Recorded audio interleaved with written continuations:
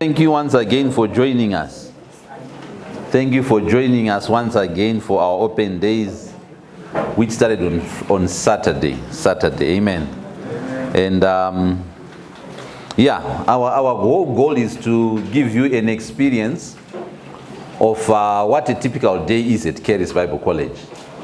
So I went a step further and tried to prepare some notes, because every lesson that you go through at Charis Bible College, you have a set of notes. Some people ask us, so what do I bring? Do I need a notebook? All those things. We just say, just bring your pen and your Bible. And that's it. We'll provide a place for you to write. So anyway, my name is Keith Chigondo, and I am the director for Andrew Wommack Ministries here in Zimbabwe. I've had the privilege of being part of this ministry for the past 10 years. And we have seen lives transformed. Amen. People come in one way and they leave another way.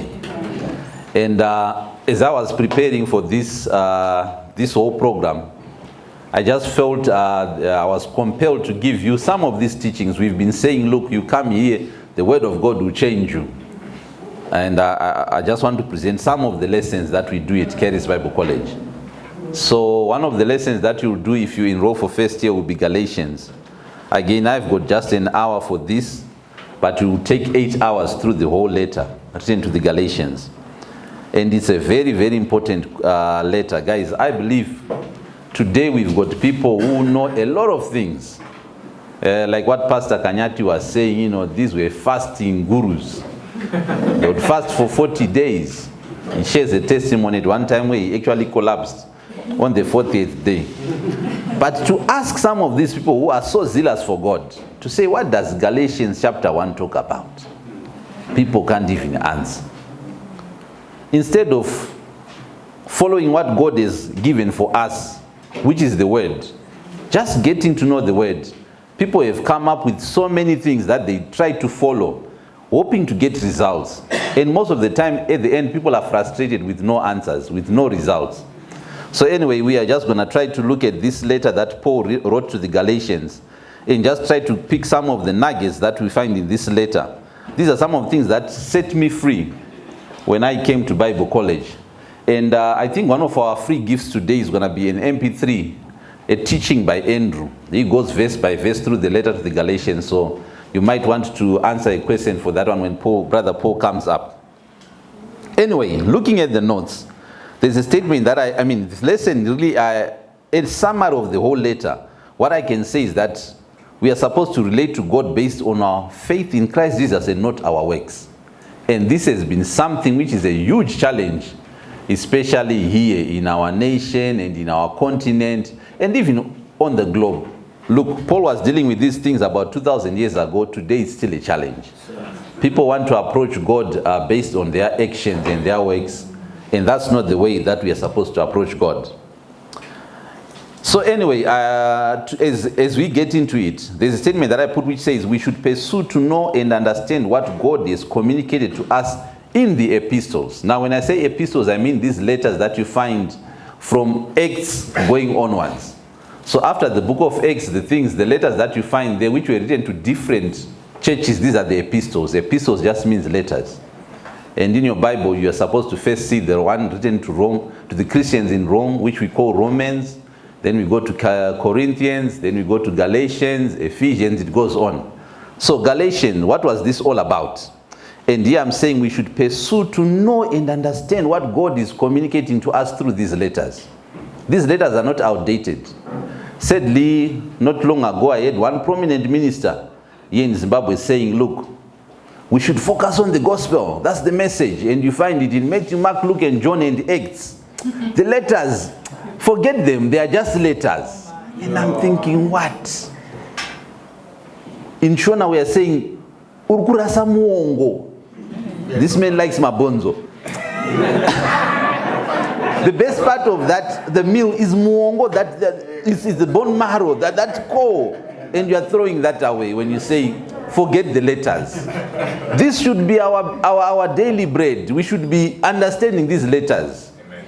Anyway, let me give you a quick analogy that I normally give when I teach now and again to show the importance of these letters.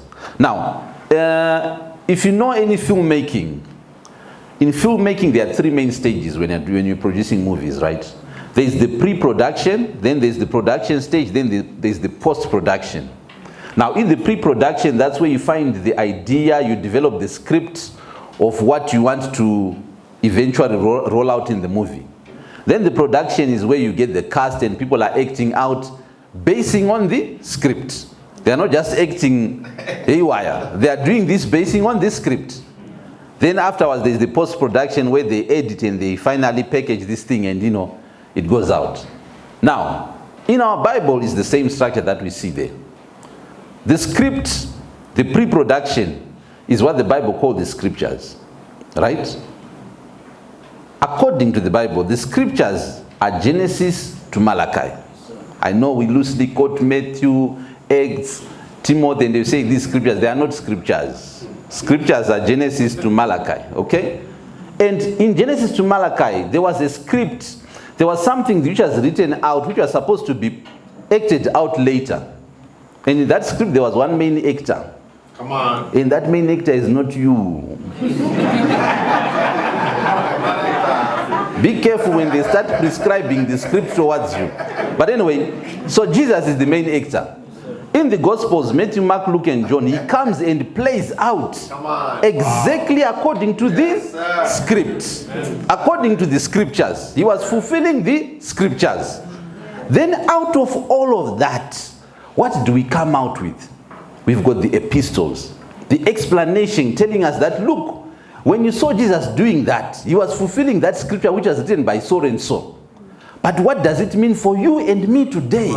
When we bring the rubber down to the what? To the third road. What does it imply for you and me? So, that's why I say the epistles, these letters are very important. They are giving us explanation. And if you don't get to these letters, you have not read the whole story. You haven't read the whole story. So anyway, we must understand this. So anyway, I'll start with a few verses in John chapter 16. So John chapter 16, verse number 12 to 14, these are Jesus' words that he said. He said, there is so much more I want to tell you, but you can't bear it now. So Jesus is talking to his disciples. And he says, I've got so many things that I want to tell you, but if I tell you now, you can't handle it. Your brain will explode. Some of you will even stone me. And we'll look at some of those things as we go. But then he says in verse 13, when the Spirit of truth comes, he will guide you into all truth. So there's truth that Jesus wants to tell us or tell the disciples. But he says this truth will only be released when the Holy Spirit comes. Right.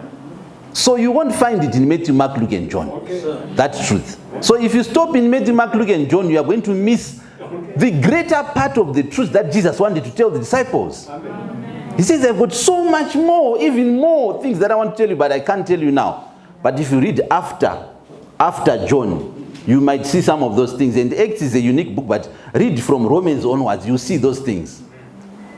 So anyway, let me continue. He says, when the Spirit of truth comes, he will guide you into all truth. He will not speak on his own, but will tell you what he has heard.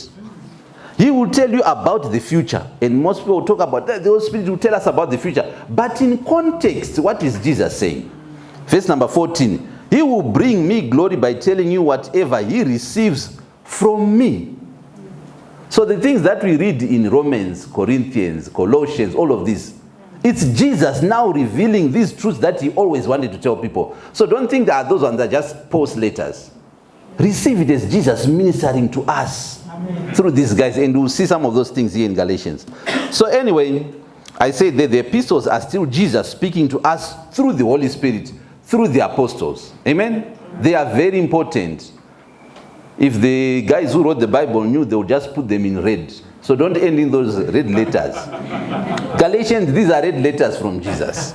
Anyway, let's see. So in Galatians, unfortunately, we can't read every verse here. But we'll just try to read some of those that I've put in your notes.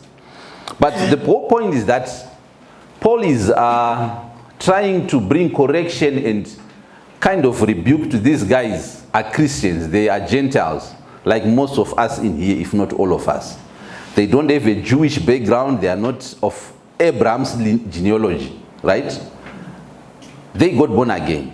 But after they got born again, some Jews crept in and they were saying, no, you cannot be truly born again and saved if you don't do this. The lawyers that Isaac was talking about. They crept in. And unfortunately today we've got those guys.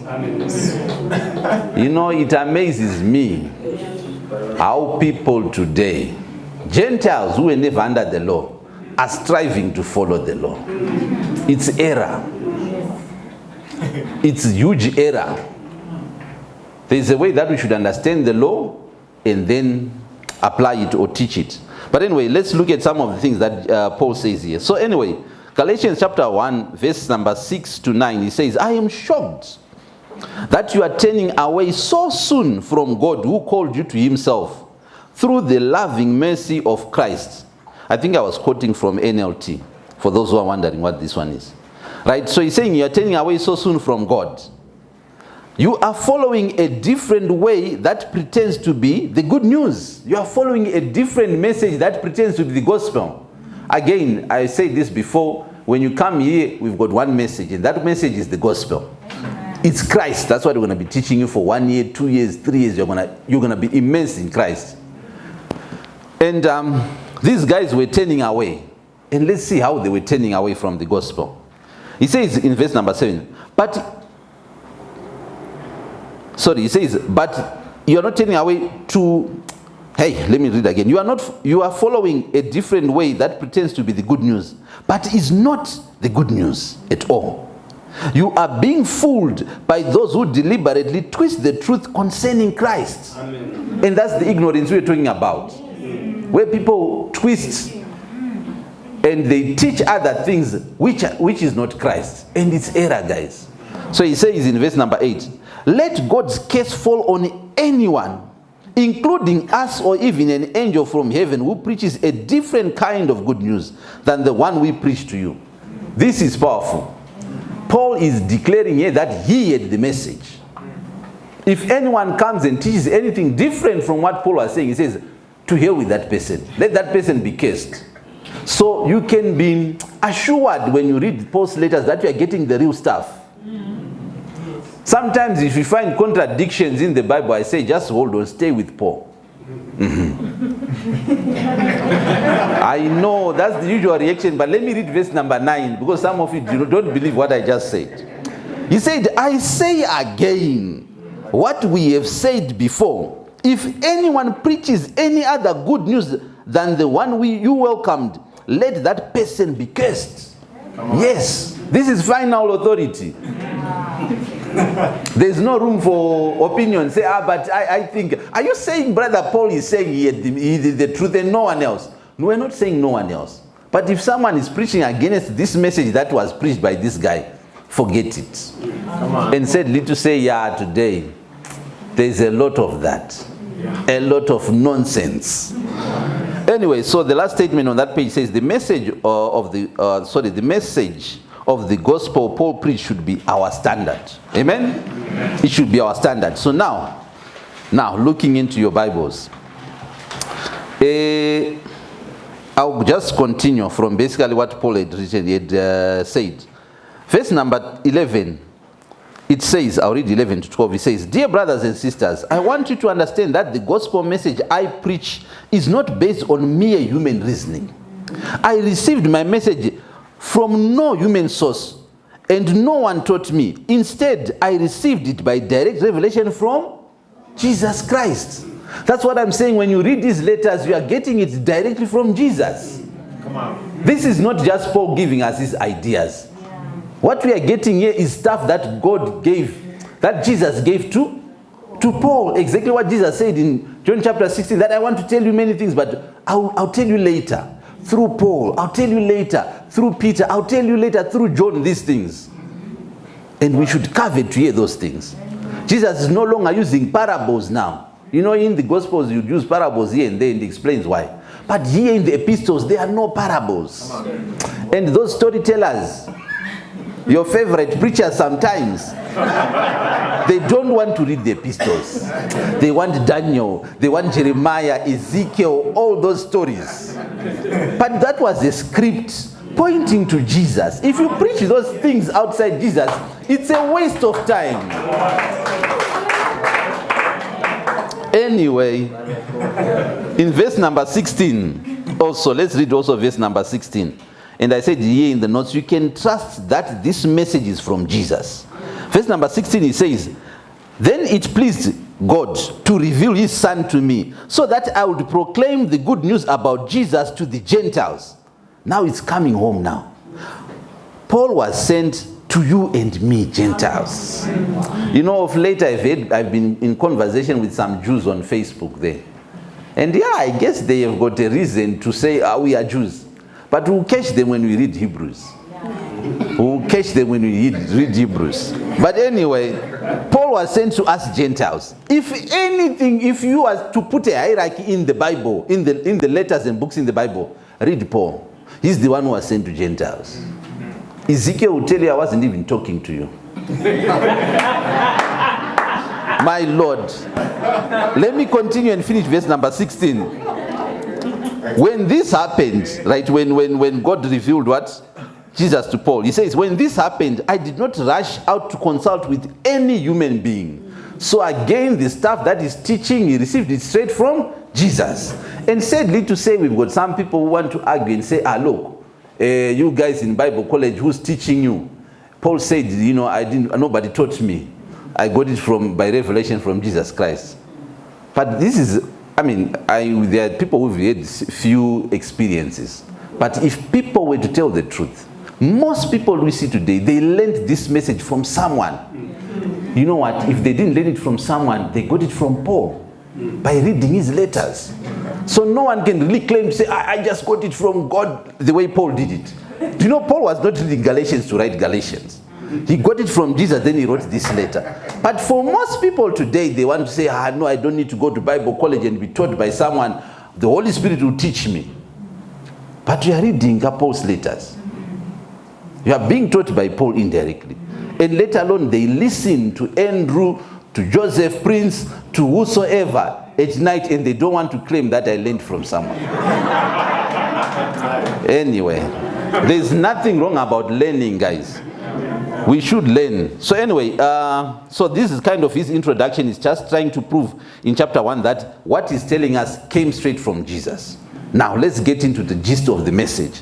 Chapter 2, verse number 1 and 2, he says, then 14 years later, I went back to Jerusalem again, this time with Barnabas, and Titus came along too. I went there because God revealed to me that I should go. While I was there, I met privately with those considered to be leaders of the church and shared with them the message. Please take note, it's the message, not messages. There's only one message. The message I had been preaching to the Gentiles.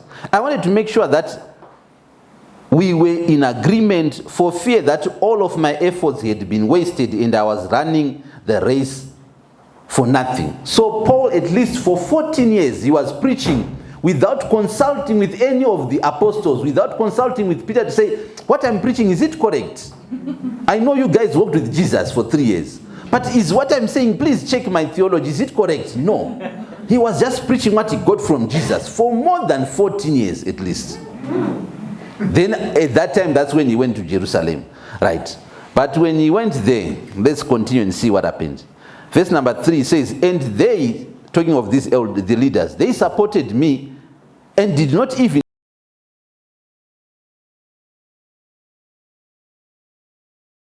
demand that my companion Titus be circumcised, though he was a Gentile. So Paul goes to Jerusalem, he gets there with a Gentile like you and me, they don't say be circumcised. And the leaders approved of it, right? But now, talking of circumcision, he says in verse number 4, even that question came up only because of some so-called believers, false ones really, who were secretly brought in. They sneaked in to spy on us to take away the freedom we have in Christ Jesus. And this letter is about freedom. I left when Pastor Tafara was just getting into it. But I think he mentioned something along those lines. But anyway, we've got a freedom in Christ. Then he says, they wanted to enslave us and force us to follow their Jewish regulations. Man, if you read Galatians 1:13, one of the key verses again in the Bible, Paul says, before I came to Christ, I was in Judaism. So if you are following the Old Testament, without New Testament reality, you are in Judaism. That's how serious this thing is. Come on. So he says here, these guys wanted us to follow their Jewish regulations. Yep. You find the Jewish regulations in your Bible. They'll tell you, but it's in the Bible. It doesn't matter if it's in the Bible, but is it part of our faith, or is that Judaism? We need to rightly divide the word. I'm sure it says something like that in Timothy, right? Verse number 5, he says, but we refused. We refused to give in to them for a single moment. Come on. We wanted to preserve the truth of the gospel message for you. Guys, we thank God for this. Again, if you want to read this account, it's in Acts chapter 15. Where these Jewish guys came and says, no, believers, these Gentiles cannot be truly born again unless they are circumcised and keep the law of Moses. And today, we've got people who are going to the Old Testament. They pick instruction there and they load it over the Christians. It is error. It is huge error, guys. These are two separate covenants. When we are going to see Hebrews, hopefully we'll see Hebrews on Wednesday. But anyway, the letter to the Hebrews is trying to tell them that leave this old covenant. Leave Judaism and stay in Christianity. Now, if the Jews to whom who were given Judaism, who were given the Old Testament, are being told, leave Old Testament practice, come to New Testament realities. These are Jews who qualify to be in the Old Testament, right? To relate to God through the Old Testament. If they are being instructed to leave that and come this side, who are we to then go there where people are being told leave? I said this the other day. It's like we had Cyclone Idai in Chimanimani there. The government was evacuating people from there. And you leave Harare. I feel there. You said, no, I want to go and live in Chimanimani. Where people are being evacuated from, that's where you want to go. That's right. It's error. Come on. It should not be so, guys. And I guess some ministers, they do it because out of ignorance, or they just heard this minister saying it, then they want to do it. Maybe I'm talking in parables. You know, when someone says, I want to do a Daniel fast, or an Esther fast, that's what I'm talking about. Why are you going there? What did you say, Baba? Joshua generation. Double anointing night. It goes on and on and on. Hey, you know what? Let's quickly look at what Jesus said about these things. These scriptures. Remember, the scriptures are what? That side. John chapter 5. This one is not in your notes. You might want to write it down. John chapter 5, verse number 39 and 40. John chapter 5, verse number 39 and 40. This is Jesus speaking. He says, you search the scriptures, for in them you think you have eternal life. Right? You think if I can go there and find out Hannah's secret in the scriptures, I can apply what Hannah did. Right? God said in Isaiah 58, this is not the kind of fast that we want. Let's try to fast prescribing according to Isaiah 58. You are going to the scriptures, searching them, hoping that you find a solution that will give you this victory, this eternal life. But what did Jesus go on to say? He says, and these, talking of the scriptures, are they which testify of me.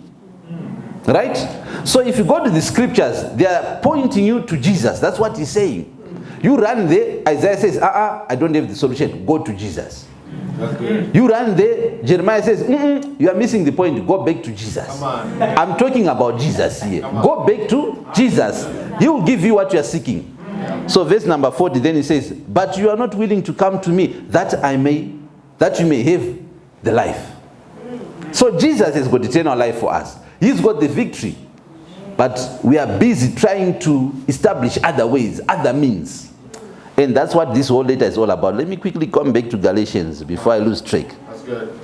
So it's not about trying to find some formulas, especially in the Bible. That's the challenge now. People will say it's in the Bible. So anyway, Paul and his companions says we refuse to give in to these guys. And if you read it carefully, I often say, Acts 15 answers the challenge that we have today. We've got people saying, so should we keep the Sabbath? We've got organization based on the fourth commandment. But Acts 15 has got an answer to this. After deliberating, it says after they argued vehemently, it wasn't just small argument.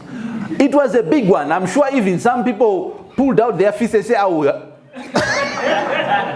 they said, oh, Peter is the one who stood up. Then he says, listen guys, listen.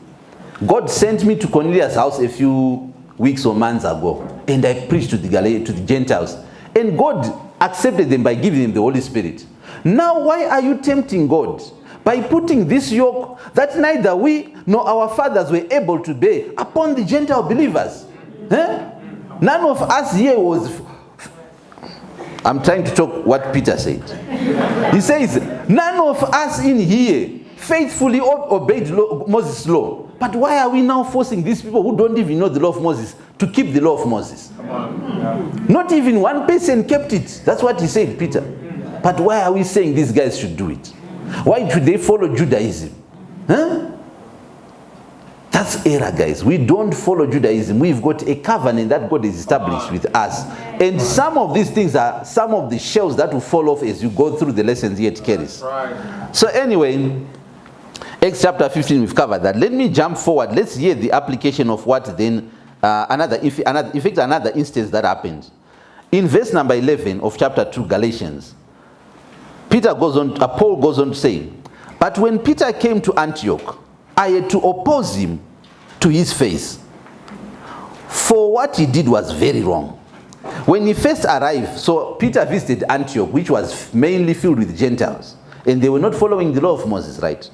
So he says in verse 12, when he arrived, he ate with the Gentile believers, who were not circumcised. But afterward, when some friends of James came, Peter wouldn't eat with the Gentiles anymore. He was afraid of criticism from these people who insisted on the necessity of circumcision.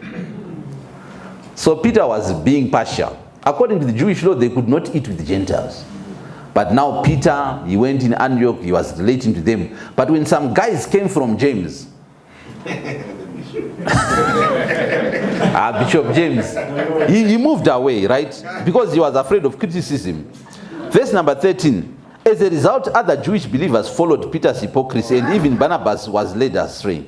Verse number 14. When I saw that they were not following the truth of the gospel message, I said to Peter in front of all of them, of the others, since you, a Jew by birth, have discarded Jewish laws and are living like a Gentile, why are you now trying to make these Gentiles follow the Jewish traditions? That's exactly what we saw in Acts 15.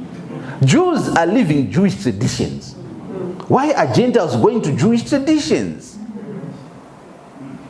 The solution was in Christ, not in those laws and traditions, guys. Acts 15 is clear. If you even come up with the summary that James gave, the Sabbath was not in there. Christians should not be even asking, should we keep the seventh day? It was not there when they agreed upon these things in Acts 15. But anyway, Acts 15 is the subject of another day. But anyway, so this is the point, guys. If Jews, he says, since you, a Jew by birth, have discarded Jewish laws, are living like a Gentile, why are you trying to make Gentiles follow the Jewish traditions? Gentiles should not be following what? The Jewish traditions. Let me continue. This is very key to the end of this chapter. Verse 15, you and I are Jews by birth, not sinners like Gentiles. And this one just means because Jews, they had a relationship with God based on the old covenant. Gentiles did not have a relationship with God. So he says, verse 16, which is key. This is a must know. I tell you, those people who are fasting and the like, say, do you know what Galatians 2 verse 16 says? People have got no clue. They might even read it, but cannot even tell you what it says. It says, yet we know that a person is made right with God by faith in Jesus Christ, not by obeying the law. It's not about obeying the law. It's not about what you can do. And sometimes it's not the 10 Commandments or Moses.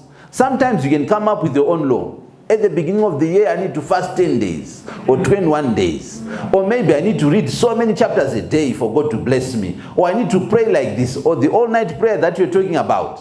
Come to this all-night prayer. You know, there's a pastor in Kenya who, I don't know now, but he was fighting for his life. This pastor in Kenya said to the congregants, you need to pay things for me to unlock the blessings of 2022. This crossover night. So they got into an argument, and the congregants ended up physically beating him. And he was in hospital a few weeks ago. So you see, when people come up with these gimmicks, these rules, you need to pay so much. Not long ago, we were talking with a student. He was told, look, things in your life will not move unless you raise an altar. This thing of altars, it has gone rampant here in Zimbabwe. People are preaching altars. You need to raise an altar in your house, at work.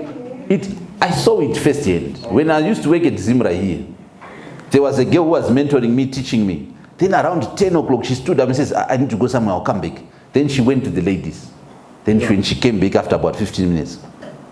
Then I don't know how we got into the conversation, but she says, I was going to my altar. In the toilet at your workplace.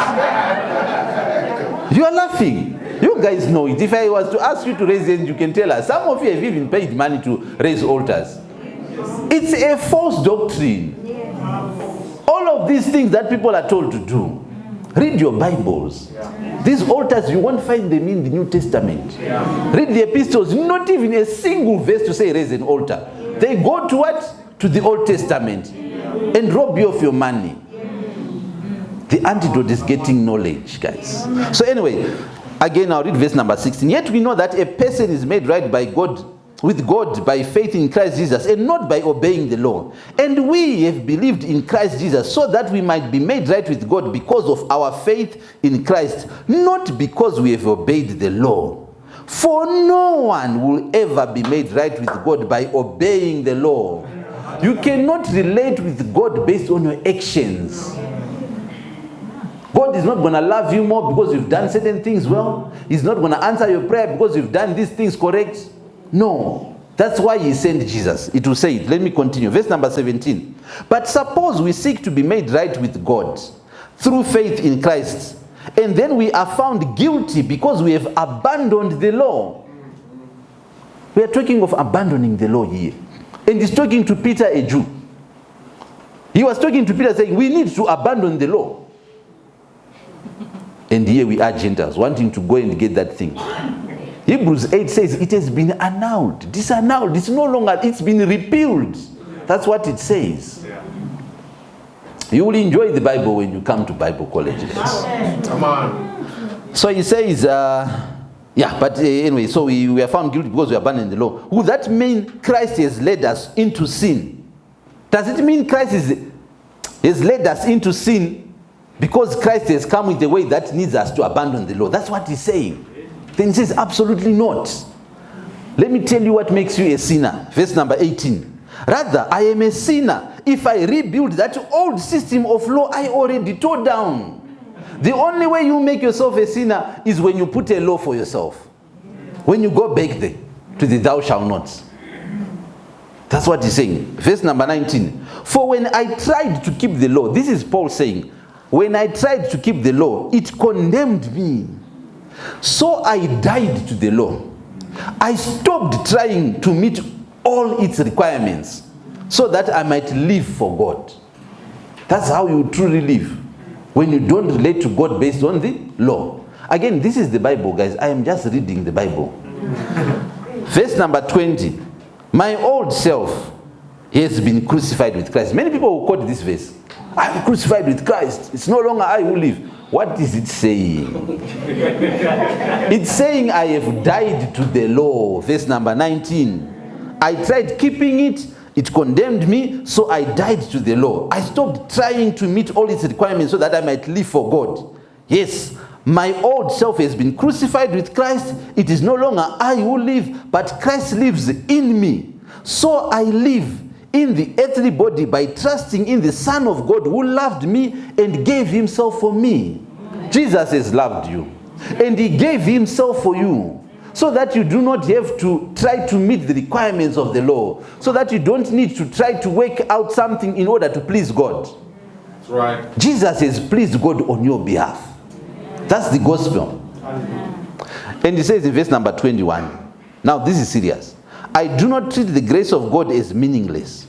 For if keeping the law could make us right with God, then there was no need for Christ to die. If you think it's about your fasting and doing all these things that will earn you favor with God, then there was no reason for Jesus to come. It's serious, this thing. That's right. You are either receiving him, accepting Jesus, or denying him in the way you believe. Oh, did you hear the next verse? He says, oh, foolish. You could say Galatians, but I'm talking to people here. If there is anyone who's trying to relate to God through the law, it's foolish. It's foolish. Verse number 3. Let me jump to verse number 3 because of time. How foolish can you be after starting your new lives in the Spirit? Why are you now trying to become perfect by your own human efforts? Had you fasted? Had you done anything for you to get born again? No. That's how you started in the Spirit. By what Jesus did for you, you just accepted it. Why do you think now you need to do these things for God to bless you? And you feel if you sin, God then punishes you. But he accepted you when you were a sinner. You started well in the Spirit. Why are you now thinking you can perfect this thing in your own effort in the flesh? Verse number 5. I ask you again. It's a question, you need to answer this one. Does God give you the Holy Spirit and work miracles among you because you obey the law? People have said, I need more power. I'm not seeing miracles in my ministry. Let me go to the mountain for 10 days. You think God is going to make miracles take place in your ministry because of your effort? No. Of course not. It is because you believe the message you heard about Christ. That's the message that unlocks miracles. Acts 19, remember we read the other day where Paul took the believers, and for 2 years, meeting about 5 hours a day, they would discuss Jesus. And what was the result? Miracles, unusual miracles, extraordinary miracles. The secret in getting to see miracles is the message. And it's available to anyone. This is not for ministers. This is for just the congregants. Miracles are available to everyone. I remember a second day was giving a testimony after they came from missions. So in second day, people go for missions. And for some people, it's the first time that they ever minister. But man, this woman was giving a testimony of how God just used her. She had passed her time. She was no longer having periods. But then all of a sudden, at the mission trip, she went on a period. And she said, God was this. The following day, only to find a woman who was saying, please pray for me. I haven't been going on my period for over a year or something like that. Imagine the confidence that woman said. She says, my God, God, you are using me. And she prayed for that woman. And I think before they left for the mission trip, that woman had gone for a period. Amazing things. This is just a woman who, I don't even think she ever thought she would be a minister. But God is flowing through her. Why? Because she just sat under the gospel message. And that will unlock these things for you. Anyway, let's move forward. So, verse number 9 and 10. Let's talk a bit about, these things. Verse number 9, it says, so, all those who put their faith in Christ share the same blessing with Abraham. Sorry, all those who put their faith in Christ share the same blessing Abraham received because of his faith. But those who depend on the law to make them right with God are under a curse. If you are saying, no, I'm keeping the Sabbath, Saturday, don't work these things, it's saying you are under a curse. That's how serious it is. Why? For the scriptures say, when you're talking of the scriptures, we're talking about Genesis to Malachi. What do they say? Cursed is everyone who does not observe and obey all, that's the key word in that verse, all the commands that are written in the book of the law. So if you say, I want to keep the Sabbath, make sure you keep all of them. Not just the 10 commandments. Some people have said 640 something. I don't know, I've never counted them. I can't confirm that there are 640 something. But anyway, all of them, you have to follow every law. And man, I was reading in Numbers. In Numbers, it says, on the Sabbath day, there is a certain offering that you're supposed to give. If you're not giving that offering, you're not keeping the Sabbath. It's not just about not working. Anyway, so, Verse number 14 in chapter 3. Again, I said when you come to Keres, you get verse by verse without this kind of rushing that I'm doing. Everything will be explained. But verse 14 says, through Christ Jesus, God has blessed the Gentiles with the same blessing he promised Abraham. So there's a promise that God promised Abraham. That promise you find it if you read Genesis chapter 15 verse number 6. That's where the promise is. Amen. Where God said to Abraham, look to the stars. How many can you count them? He says no. He says look to the sand on the seashore. Can you count it? He says no. So shall your seed be. This is going to be the number of your descendants. And the Bible says Abraham believed God and his faith was counted for righteousness. So because Abraham believed what God said, he was made righteous. That is the blessing of Abraham. And here it says in this verse, through Christ God has blessed the Gentiles with the same blessing he promised to Abraham. So that the result of us being made righteous with God, he says, so that we who are believers might receive the promised Holy Spirit through faith. So you need to be born again. You need to receive the what? The righteousness by faith. For you then to be what? To receive the Holy Spirit. It raises a question about, I used to, before I had knowledge, I used to be skeptical about the white garments. And I thought, these are called, these ones in Devemweya, they are in the spirit, they can see things, they can prophesy, and all those things. And you wonder, maybe they can prophesy or something. No. If they haven't received the righteousness which is by faith, then they don't have the Holy Spirit. They might have a spirit, but it's not the Holy Spirit. This is the way you get the Holy Spirit. So don't be fooled. Don't be fooled to think, this thing. Men, demons would speak. Things happen, but look, the way you receive the Holy Spirit is by faith, receiving that promise which was given to Abraham, which was righteousness by faith. And that's one of the things that you get here. I didn't know what righteousness is until I came to Keres. Until I started listening to Andrew. So anyway, that's it. Verse number 19 is key as I come to an end with these things. Verse number 19, in case someone is wondering, so why was the law given? Verse number 19 says, why then was the law given? It was given alongside the promise to show people their sins. That is the reason for the law. People have mistakenly taken it as if the law was given so that we would keep it. No. It was given to show people their sins. It's like if we had a fire alarm in this place.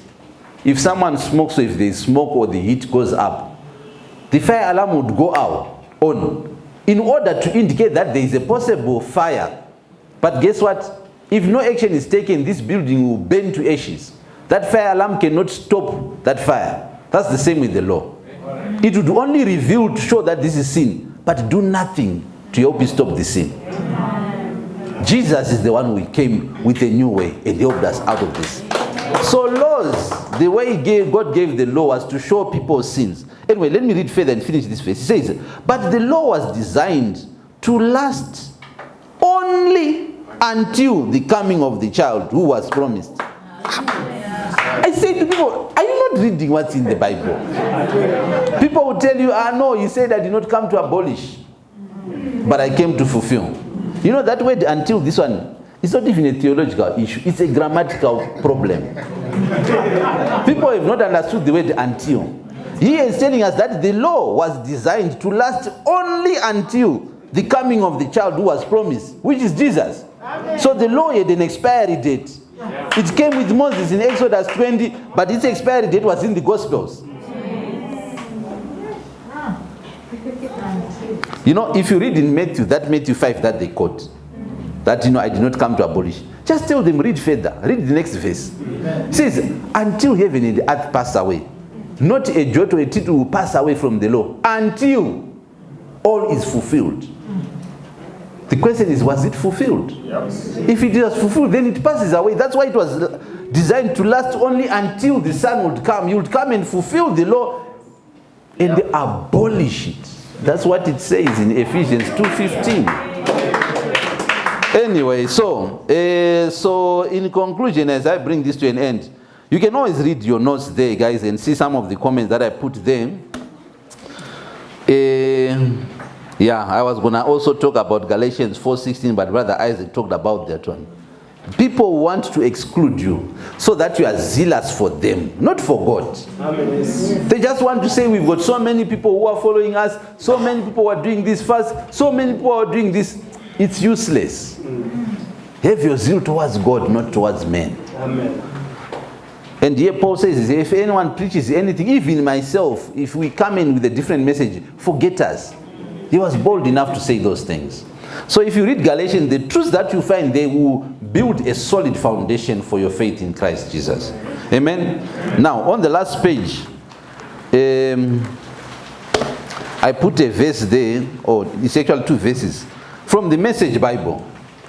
Pastor Enoch read the Message Bible earlier. It's Romans chapter 3, verse 27 to 28.